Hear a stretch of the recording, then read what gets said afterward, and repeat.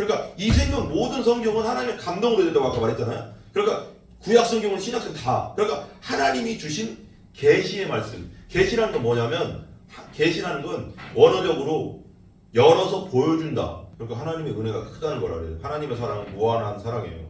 아멘. 예. 공의롭기도 하지만 무한한 사랑으로 함께 하신다. 아들까지 주시면서 가신다. 우리 오늘은 잠언서인데 잠언서가 이게 시기가 어느 정도 되면 그러니까 말하자면 그 솔로몬이 그 잠언서를 통치한 시기가 그러니까 한 900년 한 중간지대 기원전 한 950년 60년 뭐 이 정도에 이제 말하자면 왕이 됐습니다. 왕이 됐는데 왕이 되고 나서 이제 하나님께 지혜를 구했잖아요. 왕이 되니까 뭔가 내가 왕이 되긴 했는데 너무 어리다고 생각해 자기가 이 백성들 하나님의 백성들 하나님의 양들을 다스릴 수가 없다 그런 생각이 드는 거예요. 그래서 일천번제를 드리잖아요. 일천번제를 우리는 뭐 이렇게 한 번씩 드리고 뭐 그거나 똑같아요. 어차피 하나님 받으시는 마음이니까 원래는 한 번에 1000마리 소를 잡아가지고 번제로 드린 거예요. 1000마리를. 예. 그게 원래 성경적으로는 1000마리 한 번에 바친 거예요. 한 번에. 왕이니까 한 번에 딱 바친 거예요. 그러니까 하나님이 임재하셔 가서 그 예배를 받으시고 그 정성을 받으시고 임재하셔 가서 말하잖아요. 내가 너에게 뭘 해주길 원하느냐.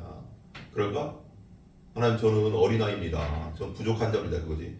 저는 지혜도 없고 이 백성을 다스릴 정도로 그 정도가 안 된 지식도 없습니다. 하나님 용기도 없습니다. 뭐 여러 가지 뜻이 있겠죠. 그 어리다는 건 그리고 리더십도 없습니다. 하나님 저에게 지혜를 주세요. 지혜, 하나님의 지혜, 하나님께로부터 오는 지혜 그걸로 다스릴 수 있거든요. 지혜가 없으면서 지도자들이 못 다스리는 거예요. 정치인들이 지혜가 없으니까 뻘짓하는 거예요. 잘못하고 지혜가 있으면 하나님께도 영광되고 백성들도 잘 다스릴 텐데 나라가 잘 안 되는 건 뭐냐면 예를 들면 지혜가 없어서 그래요. 지도자가. 네, 지도자가 그냥 솔로몬이 지혜를 구했습니다. 지혜를 구하니까 하나님이 참 가득하게 보신 거지. 어여쁘게 보신 거지. 와, 네가 이것 뭐 그런 얘기 나오잖아요. 성경에 보면 네가 금도 안 구하고 돈도 안 구하고 명예도 안 구하고 권력은 뭐 있으니까 뭐 다른 걸 안 구하고 자기를 위한 다른 걸 안 구하고 이 백성 나의 백성 하나님의 백성이죠. 나의 백성 다스릴 지혜를 달라고 하니 참 말하자면 훌륭하다. 이거죠. 감동하지 하나님이. 일천번째 먼저 감동해. 임재할 때 하나님 임재할 때는 항상 뭐가 임하냐면 구름이 같이 이렇게 있거든요. 연기 구름 같은 이렇게 같이 임재해요. 그래서 성전에 가득 그 구름이 임했다고 했거든요. 하나님 임재를 상징하거든요. 하나님 영이시니까 안 보이니까 그게 이게 왔다 하면 하나님이 여기로 임재하셨구나 이걸 느끼는 거죠. 그래서 우리가 예배할 때 하나님 이곳에 임재하여 달라고 하는 게 눈에 안 보이지만 찬양할 때나 진짜 어떤 교회 가면은 우리 교회도 그렇게 되길 원하는데 어떤 교회 가면 찬양하고 들어가자마자부터 임재가 확 느껴지는 교회가 있어요. 그런 교회는 뭐냐? 하나님 앞에 온전히 예배드리고 기도하고 찬양 기도가 쌓인 거지. 그만큼 그 장소가 거룩해진 거야. 엄청. 그러니까 들어가면 어떤 교회는 들어가자마자 막 그 임재가 막 확 들어서 뭐라고 할까요? 경건함이 그냥 막 몰려오는 데가 있어요. 건물의 차이가 아니거든. 그냥 어디 딱 들어가면 그냥 확 오는 데가 있어요. 그 임재라고 하는 그 하나님의 임재의 상징이거든. 근데 옛날에 토미텐인가요? 토미텐이라는 그 책이 있어요. 그분이 어떤 책을 그 책 썼는데 그 교회에서 그런 일이 있었다잖아요. 하나님 임재가 너무 넘쳐가서 그 주위에 있는 사람들이 막 다 믿고 막 교회가 막 부흥이 되고 하는데 그 임재가 있대요. 그 임재. 그러니까 그 발걸음 하나 딱 들어가면 그 교회 발걸음 딱 들으면 벌써 임재가 확 와가서 느껴지는 정도로 확 온대. 그 정도로 셌대 그 임재가. 그러니까 우리가 그런 교회 되게 달라고 해야 돼. 그래야지 하나님 성령님의 임재, 하나님의 임재가 있을 때 교회가 부흥하는 거예요. 왜냐면 말씀 한마디가 그냥 팍팍 꽂혀 그러면. 그냥 말씀이 그냥 찬양만 해도 막 눈물이 줄줄 나고 말씀 한마디라도 우린 도구잖아요. 똑같은 도구라도 예를 들면 내가 하나님이 쓰시면 어디든 쓰실 수 있죠. 내가 성령 충만하면. 근데 성령 충만한 사람과 예를 들면 설교자도 성령 충만하고 그 교회 자체가 예를 들면 뭐라고 말하자면 내가 초청받아서 그 교회를 갔어요. 나도 성령 충만하지만 이 교회 자체가 성령 충만해. 임재가 가득해. 그럼 한마디만 이렇게 여러 말 할 것도 없고 몇 마디만 해도 막 은혜가 막 와요. 어떤 교회 갔더니 찬양하는데 막 와 그냥 이게 뭐라고 느껴지는 거 있죠 알죠? 찬양하는데 그냥 가득 그 하나님의 임재가 여기에 가득 차 있구나라는 게 느껴져. 와 막 찬양하는데 와 하나님 임재가 엄청 센 거예요. 거기 어딘 줄 아세요? 이찬수 목사님 교회. 옛날에 막 예 거기에 직접 가본 그냥 화면으로 보면 모르는데요. 제가 뭐 온누리교회는 안 가봤고 뭐 온누리교회도 옛날에 뭐 가보긴 했는데 하영재 목사님 때는 안 가봤고 사랑교회도 안 가보고 뭐 그랬지만 와 그 고등학교 그거잖아 그거잖아요 큰 강당이잖아요. 사람들이 꽉 차 있어요. 나 이쪽 끝에 앉았거든요. 옛날 기도원에서 잠깐 있을 때 갔어요. 그랬더니 막 찬양만 해도 막 임재가 와 저기 앞에서부터 와 오는 것도 느껴지지만 그 무게감이 있어요. 영광이란 말의 원어가 뭐냐면 독사거든요. 그 쏘는 독사가 아니라 영광이란 말의 원어가 발음이 독사예요. 독사. 이 쏘는 독사가 아니라 그 독사 그게 뭐냐면 영광이란 뜻의 원어적으로 뜻이 뭐냐면 무거움이라는 뜻도 있어요. 무게감, 중압감. 하나님 임재하면 무게감이 확 오거든요. 그게 뭐 가볍지 않잖아요. 하나님 임재가. 그러니까 왜 그때도 한번 얘기했지만 요한계시록에 보면 예수님이 여기 잠깐 적어놓으시고요. 이게 잠깐 이쪽으로 가긴 하는데 한번 들어보세요. 요한계시록에 보면 이런 말 있잖아요. 알잖아요. 요한계시록에 보면 침례 요한이 예수님과 되게 가까운 사이였거든요. 사랑하는 제자라고 했어요. 요한복음에 자기를 말하는 거거든요. 그러니까 마지막에 십자가 예수님이 달릴 때 모든 제자 다 떠나갔는데 요한만 마리아와 같이 있었어요. 그래서 요한한테 예수님 마지막 가실 때 내 어머니 마리아를 보면서 요한을 보면서 내 어머니다. 내 어머니인데 너희 어머니도 된다. 사도 요한이 내 어머니니까 내 어머니인데 너희 어머니도 된다 이런 말을 하잖아요. 그러면서 지금 에베소까지 모시고 가서 같이 있었어요. 예, 같이 살았습니다. 예, 마리아를 끝까지 모셨어요. 그러니까 그 전에 벌써 요셉은 죽은 것 같아요. 그렇죠. 요셉은 벌써 죽었나 젊었을 때 그 이후로 나타나지를 않아. 예수님 어렸을 때 이후로 나타나지를 않아. 그 이름도 없고 젊었을 때 돌아가신 것 같고. 근데 그 마리아 그런 임재. 근데 그러니까 사도 요한이 부활하셨을 때 십자가에 돌려가시고 3년 동안 같이 따라다닐 때 그 모습이 아닌 거야. 변화된 모습이잖아. 변화산에 올라가잖아. 베드로와 야고보와 요한이 같이 들고 갔잖아요. 근데 변화산에 하얀 옷, 완전 이 세상에서 볼 수 없는 흰 옷을 입고 바뀌었다고 했지. 이 옷으로 천상의 옷으로 바뀌었다고 했잖아. 그래서 엘리야와 모세가 만났다고 했잖아요. 변화산에서. 근데 요한계시록에서 그 모습이거든요. 보세요. 한번 제가 읽어볼게요. 보세요. 엎드려진 자 같이 됐다고 했거든요. 엎드려진 자. 몸을 돌이켜 12절에 몸을 돌이켜 나에게 말하는 음성을 알아보려고 돌이킬 때 7 금초대를 보았는데 이렇게 나오죠. 그 다음 보세요.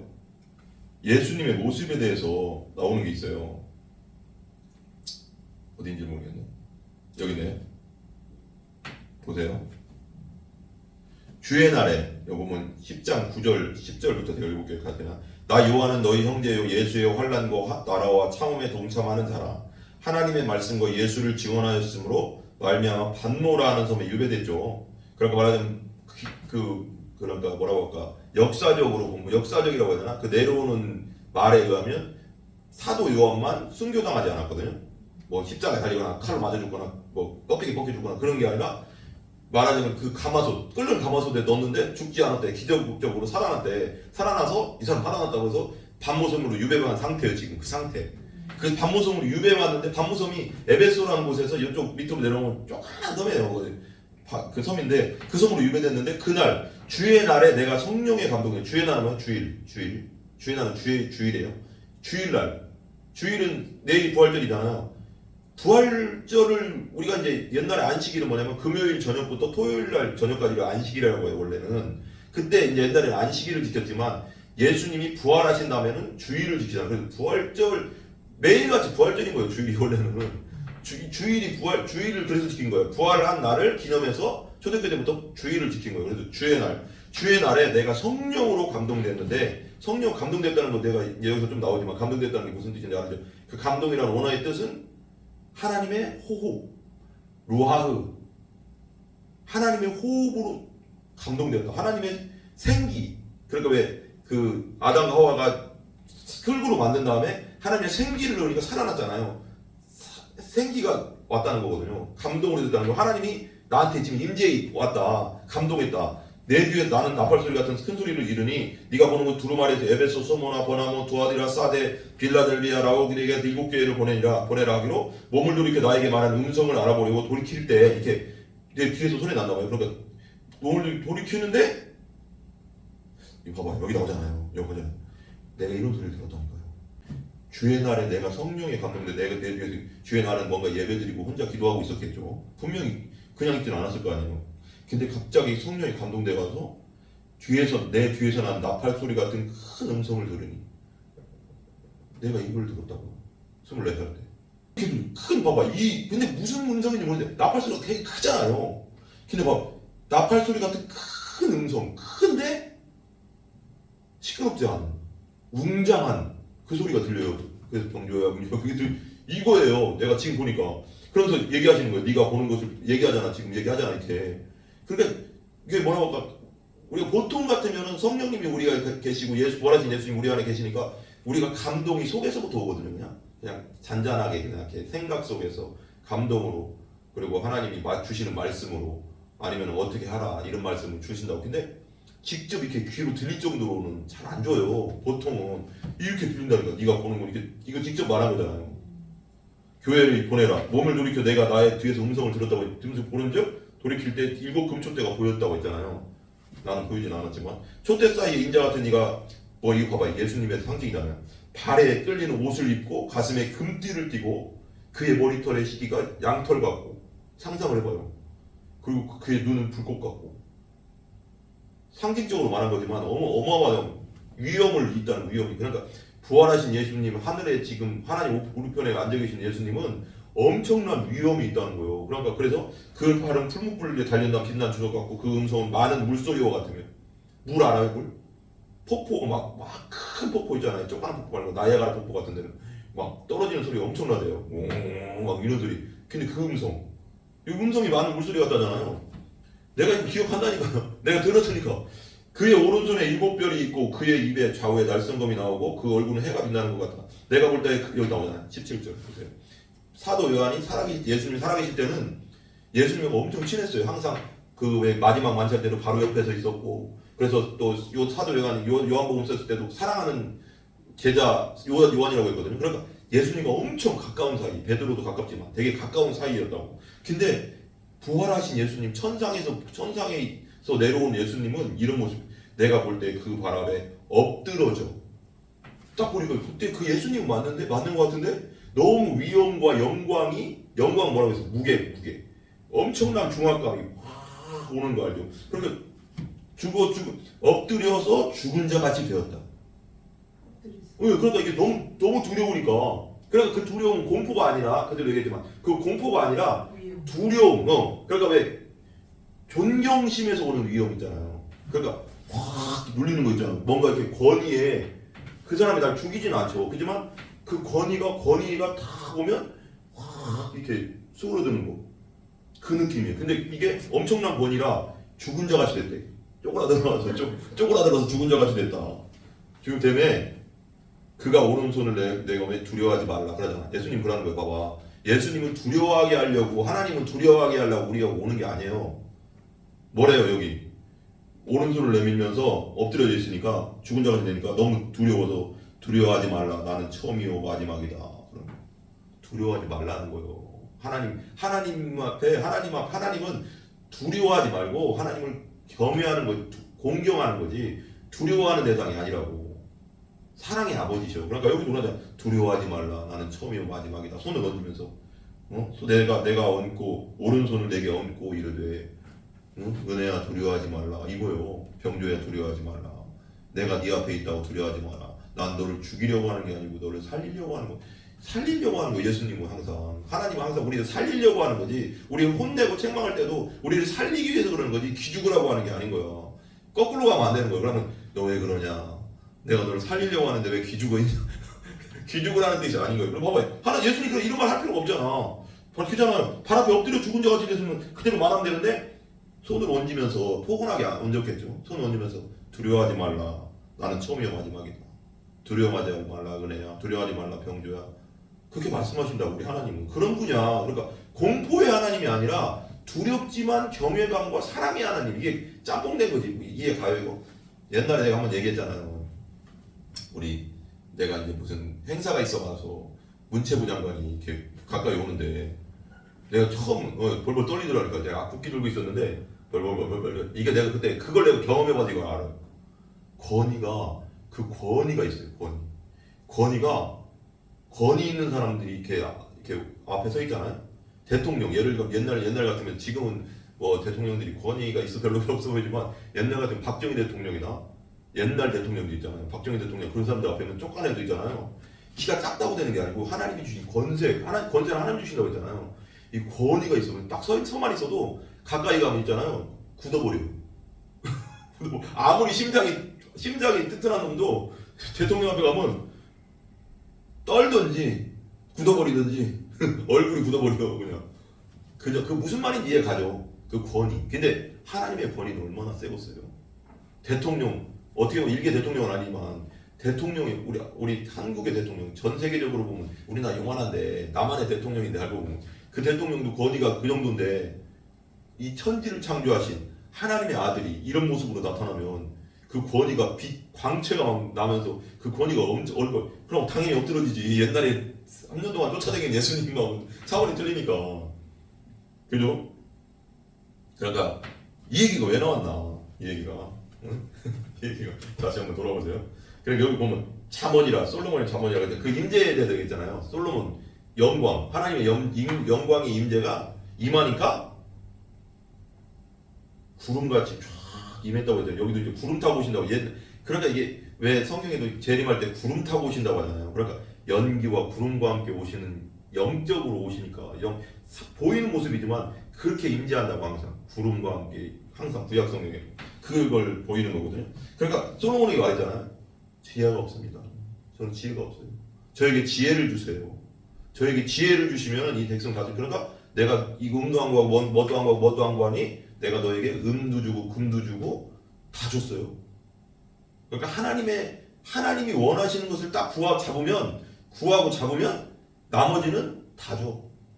옛날 금도끼 은도끼랑 똑같은 거지. 다 주는 거예요. 그러니까 하나님이 원하시는 게 뭔가, 하나님이 가장 기뻐하시는 게 뭔가를 잡아야 되는 거야. 하나님이 가장 기쁘면 뭔지 알아? 뭐 같아요? 뭐 같아요? 하나님 가장 기뻐하는 거예요? 예. 왜 그렇죠. 예수님 왜 죽었어요? 제일 소중한 아들까지 십자가에 주실 정도예요. 이건 내 말도 있지만요. 스펄전 목사님도 그러고 목사님 그래요. 최종 목적은 사역자의 최종 목적은 영혼 구원이다. 여기서 아무리 좋은 말을 할지라도 여기 온 사람들이 영혼이 구원받지 못한다면 다 쓸데없는 짓이다. 이런 얘기를 하더라고. 나는 너무 와닿더라고. 너무 막 충격적이더라고. 맞다. 목표를 항상 영혼 구원에 두라는 거야.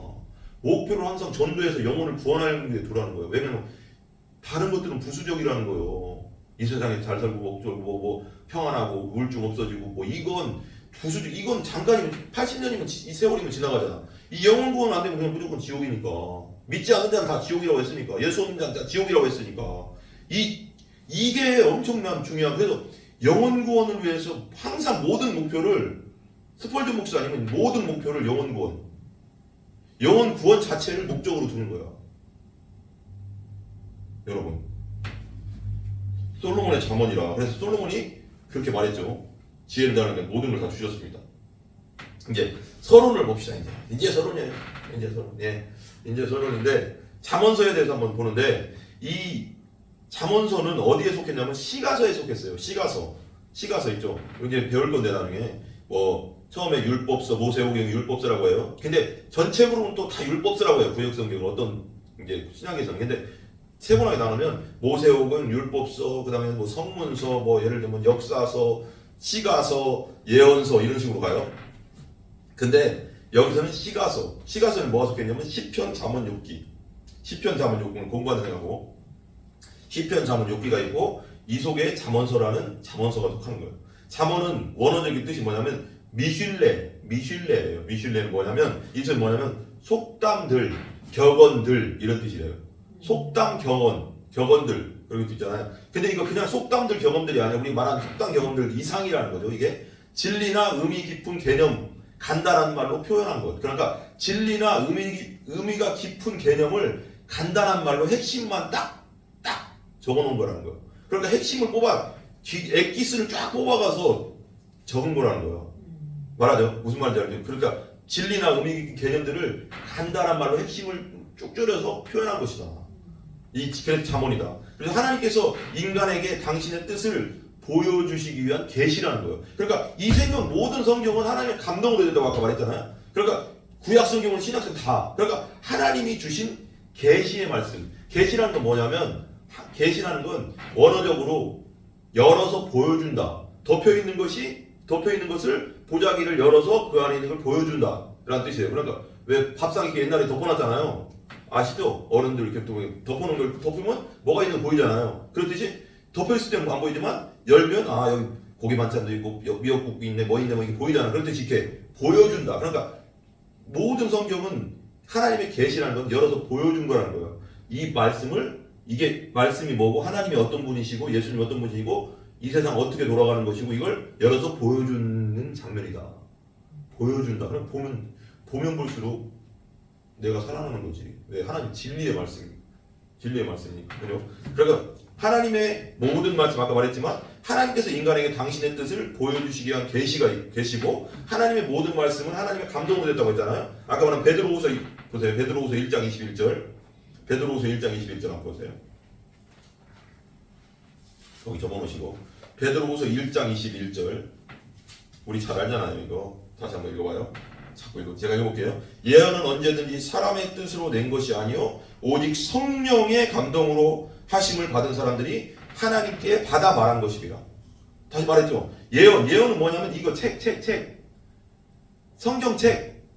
여기는 성경책을 말하는 거예요. 예언 뭐 미래에 대한 예언을 말하는 게 아니고 하나님이 주셔서 기록했다는 거예요. 그게 좀 맞잖아. 우리 예언할 때 뭐냐면 그 예언이라는 뜻이 그냥 미래에 대한 걸 얘기하는 게 아니고 우리 여기서 성경적 예언은 뭐냐면 하나님이 주신 걸 말한다는 거예요. 그러니까 하나님 주신 걸 기록했다. 예언은 언제든지 사람의 뜻, 사람이 적은 게 아니라는 거예요. 사람이 마음대로 적은 게 아니고 오직 성령의 감동으로. 아까 말한 감동은 원어적으로 하나님의 숨결을 불어넣었다는 거예요. 저는 그렇게 생각해요. 이 글자 하나하나에. 그래서 성경을 읽을 때 살아나는 거예요. 하나님의 소호흡이니까. 이게 한자 그냥 글자가 아니라 성령의 감동으로 되어 있기 때문에 읽으면 읽을수록 뭐가 들어와? 하나님의 생명이 들어오는 거지. 그럼 많이 읽으면 읽을수록 충만해지는 거지. 그럼 세상을 이길 수 있는 거지. 아멘. 무슨 말인지. 그래서 성경 많이 읽어야 된다고. 아멘? 아멘. 자세히 정독으로 읽으라고. 빨리 먹으면 체해. 네? 뭐 빨리 먹으면 체하잖아.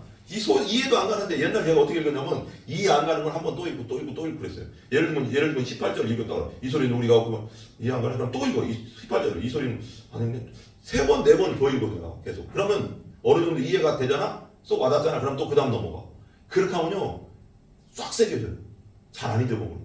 진짜 안 잊어버려. 어디에 뭐가 있다는 건 대충 알아. 성경에 어디 이쯤에 역대기상에 이런 말씀이 있었다. 생각나면 이 단어가 생각나면 역대기상에 이런 구절이 있지. 태전문 있어. 그게. 그래서 정독으로 읽으라는 거야. 금방 읽으면 이런 얘기 그렇지만 막 저는 그 반대예요. 솔직히 막 그냥 테이프처럼 막 읽는 건 그렇게 하면 남는 거 하나도 없어. 그래서 성경에 나오잖아. 어디 성경에 나오잖아. 성경을 자세히 읽어봐라 그러잖아.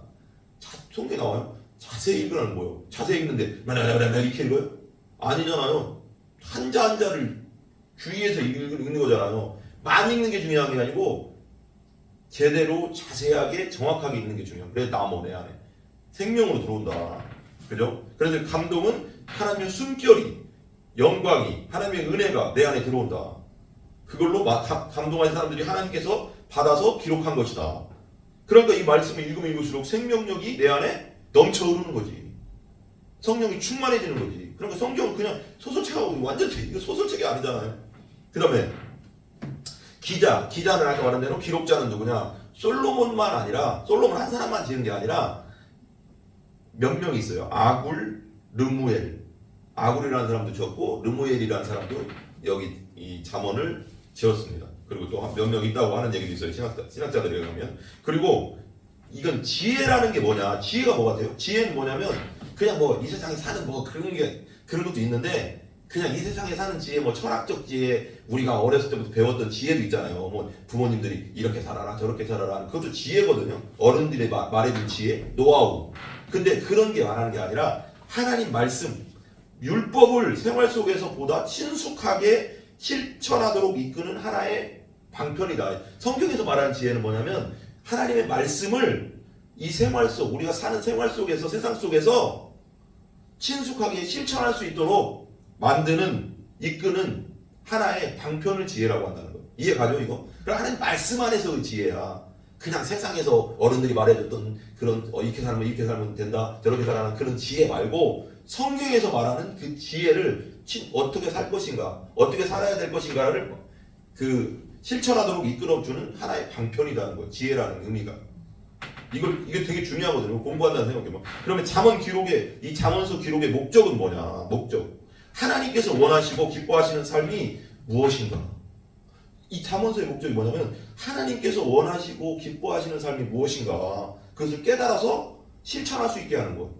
실천할 수 있게. 그래서 여기 보면 나오잖아. 2절 나중에 뭐 다음 주에 또 하겠지만 이는 이 지혜와 훈계를 알게 한 명철을 말씀을 깨닫게 하는 것이다. 그래서 실천하게 지혜롭게 공의롭게 정의롭게 정직하게 행할 일에 대하여 훈계를 받게 하는 어리석은 자에게 실기를 주고 나오잖아요. 1장 1절 2절 3절 막 나오잖아요. 그렇게 하나님께서 원하시고 기뻐하시는 삶이 무엇인가 깨달아 실천하는 것이다.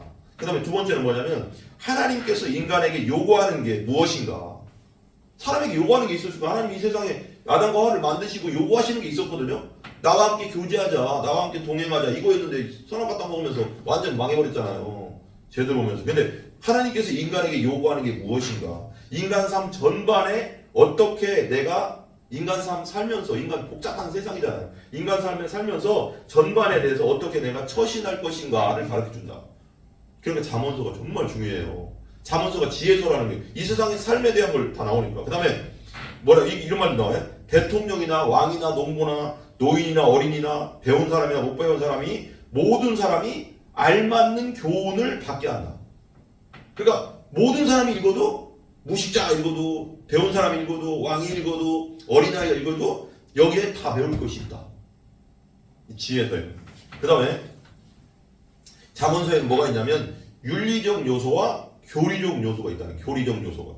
윤리적 요소는 뭐냐면 사람의 실생활을 위한 아까 말했지만 보고다. 실제적인 삶에 대해서 코치해 준다는 거예요. 이걸.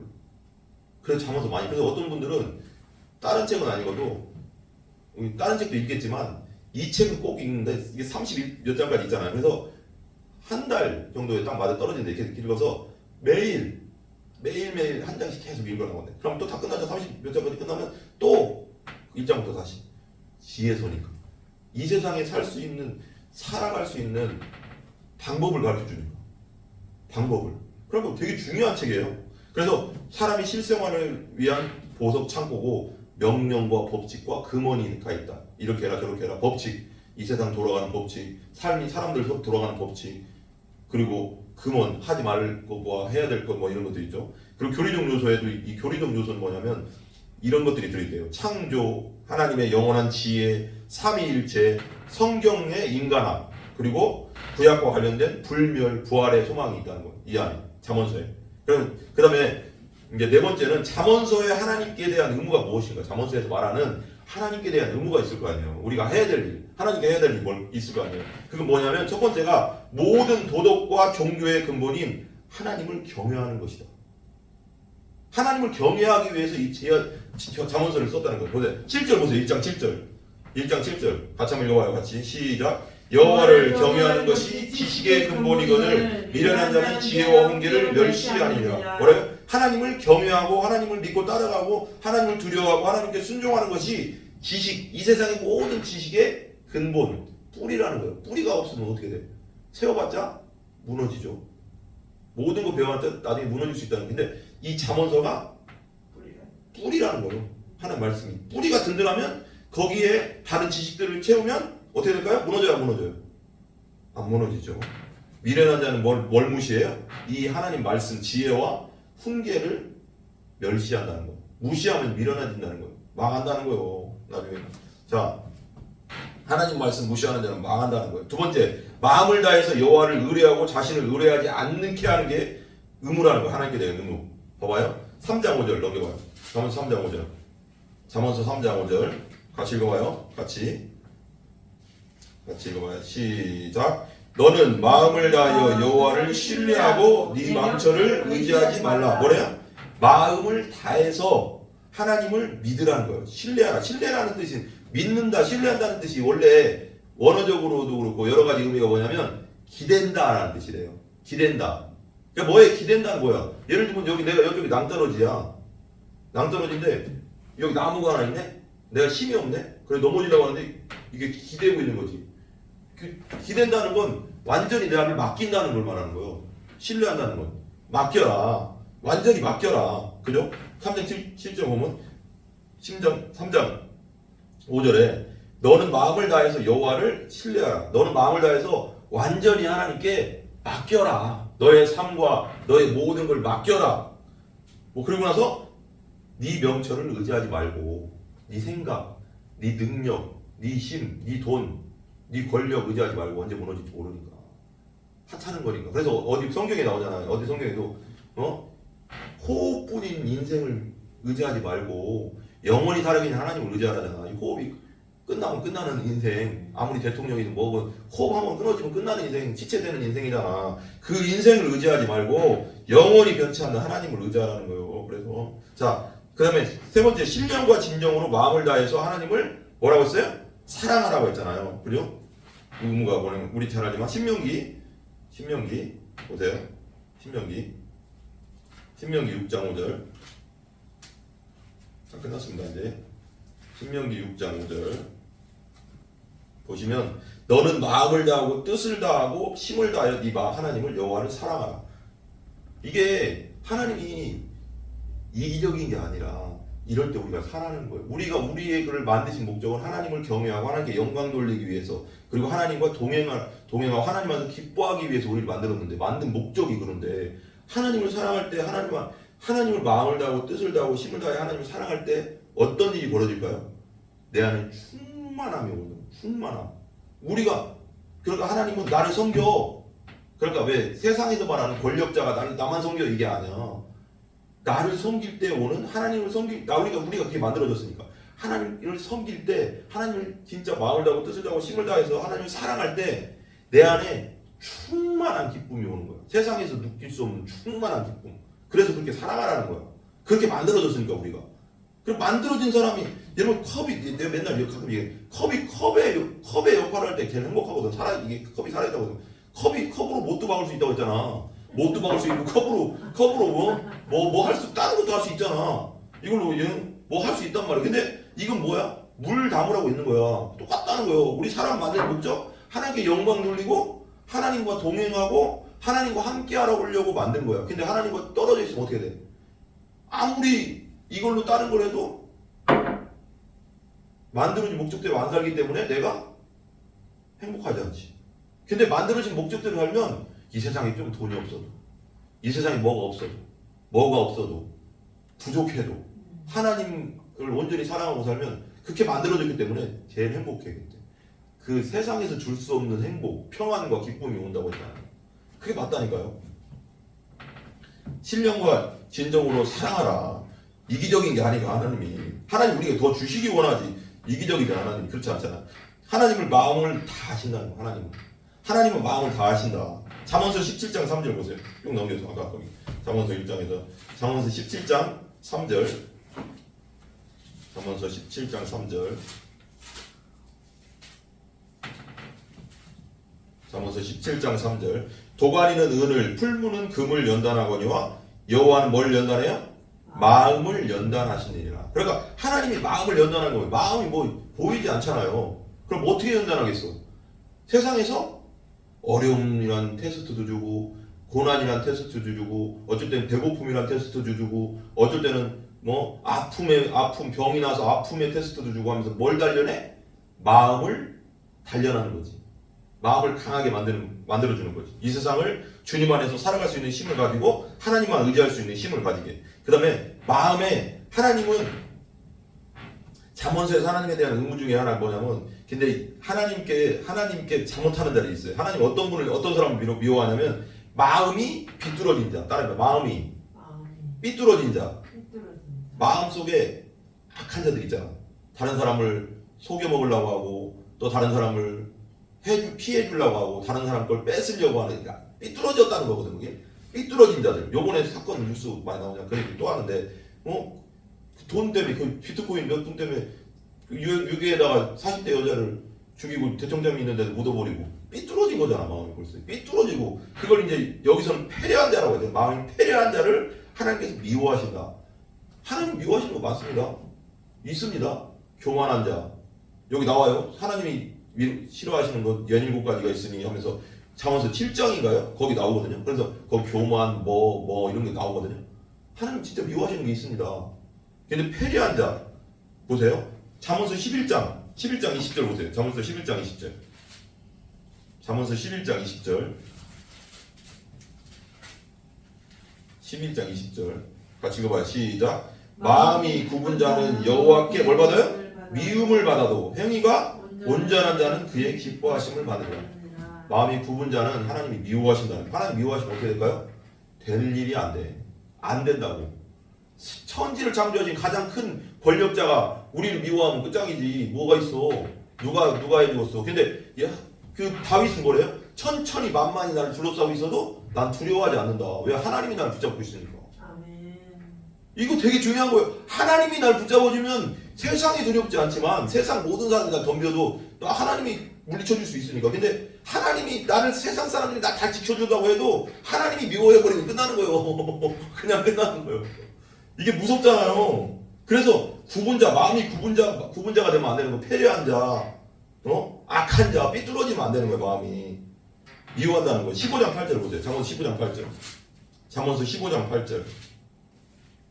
같이 읽어봐요. 시작. 악인의 제사는 여호와께서 미워하셔도 정직한 자의 기도는 그가 기뻐하시니라. 악인의 제사. 속과 겉이 다른 사람. 외식자. 교회는 나오는데 교회 나오자마자 또 나가서 죄 짓고. 그게 악한 자지 뭐요. 회개하는 거를 바로 또 나가서 또 죄 짓고. 그 기도 여호와께서 예배를 받지 않으세요. 여호와께서 받지 않는다는 거예요. 근데 정직한 자, 하나님을 따르고 하나님께 순종하고 하나님 앞에 정직한 자는 그 기도는 그가 기뻐하신다. 받아주신다. 응답하신다.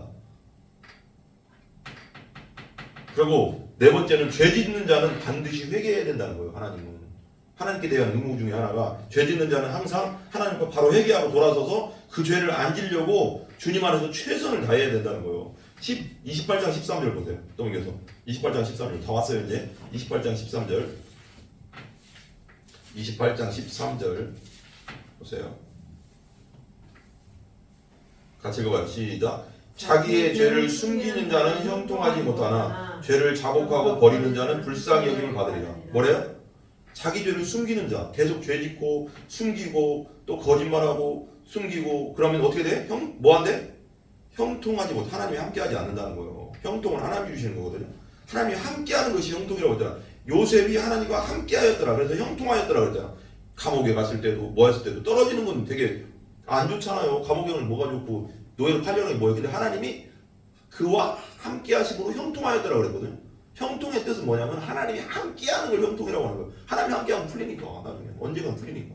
안 하면 막 망하는 거예요. 아무리 지금 돈이 많고 건강해도. 그죠? 자기의 죄를 숨기면 안 돼. 하나님 앞에, 사람 앞에 그러는 게 아니라. 그러고 나서 형통하지 못하는데 그러면 죄를 자복하고 회개하고 하나님 앞에 죄를 내놓고 하나님 잘못했습니다. 다시는 안 그랬으면 버리고 자복하고 버리는 자는 그 죄 안 지켰습니다 하는 자는 하나님 불쌍히 여겨주신대. 하나님 불쌍히 여겨주시면 어떻게 될까요? 살아나는 거죠. 네? 풍성해지는 거죠. 아멘? 네. 버려야 됩니다. 버리고 자복해야 됩니다. 죄 짓는 자는 반드시 회개하고 하나님께 돌아서면 하나님이 용서해 주신다는 것도 항상 기억해야 돼요. 탕자의 비유를 항상 생각하세요. 허랑방탕하고 여자는 뭐 하면서 막 돈 다 쓰고 왔는데도 예수님은 항상 돌아오기를 원하시는 하나님이다. 돌아오는 자는 하나님 항상 회개하고 돌아오는 자를 하나님은 그 아버지처럼 받아주신다는 거거든요. 아멘? 그 다음에 다섯 번째, 겸손히 여호와의 징계를 순복해야 된다. 징계가 올 때는 또 순복해야 될 때도 있어요. 3장, 잠언서 3장 11절 보세요. 잠언서 3장 11절 같이 읽어봐요. 시작. 좀 이따 잠언서 3장 11절 3장 11절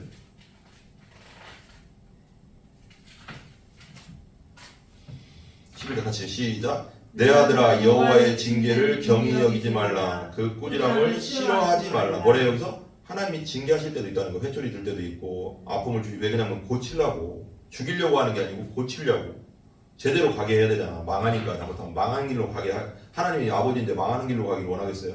꾸지람을 싫어하지 마라.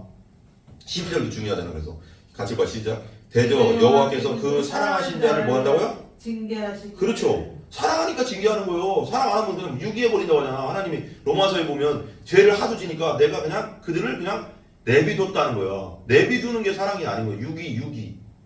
그게 제일 무서운 거야. 나한테 징계가 오고 아픔이 오고 고통이 온다는 건 하나님이 치신다는 거냐면 사랑하기 때문에 돌아서라고 하는 거예요. 마치 아비가 그 기뻐하는 아들을 뭐함 같이? 징계함 같이. 아비나 어미가 징계하잖아요. 아들도 잘못하면 회초리 들고 잘못하면 훈계하고. 그러니까 우리도 그렇게 해야 됩니다. 그렇게 안 하는 거지. 그래서 왜 회초리를 들고 하나님 훈계하지 않는 자는 그 아이들을, 자녀들을 사랑하지 않는 자라고 하잖아요. 그래서 부지런히 훈계하라고 하잖아. 부지런히 훈계. 꼭 회초리뿐 아니라 말로 해도 돼요. 근데 훈계를 부지런히 하라잖아. 어쨌거나 훈계해야 된다. 여호와 징계를 말하자면 순복하라. 잘못했을 때 징계가 올 때는 하나님 맞습니다. 제가 잘못했습니다 하고 받으라. 그러면 더 큰 자가 되는 거지.